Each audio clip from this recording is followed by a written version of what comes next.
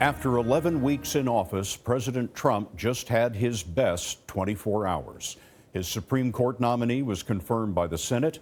He wrapped a summit meeting with his most important counterpart, and he pulled off a military strike in Syria without going to war with Russia. We'll start with Syria. Mr. Trump fired his first shots in anger over a moral outrage: the Syrian dictatorship's use of an outlawed nerve gas to kill more than 80 civilians. Throughout Syria's 6-year-old civil war, no country has taken military action against Bashar al-Assad's war crimes. But today, most world leaders applauded America's limited naval bombardment. David Martin tells us about the target.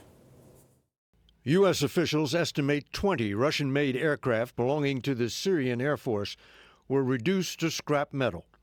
Satellite photos show 59 cruise missiles, each with a 1,000-pound warhead, hit ammo dumps, storage sites, and radars spread out around the 10,000-foot runway.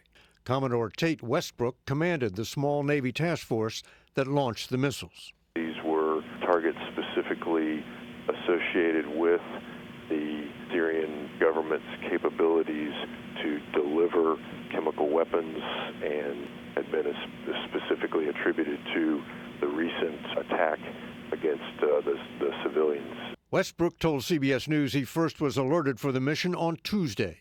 The same day, a Syrian jet was tracked taking off from the airfield and dropping a bomb loaded with nerve gas on a roadway, where it left a small crater and a cloud of death.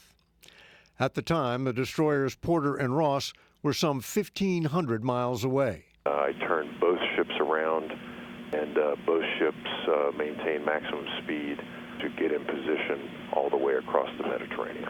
By the time President Trump approved the strike at 4:30 Thursday afternoon, the Porter and Ross were southwest of Cyprus, well within the 1,000-mile range of their cruise missiles.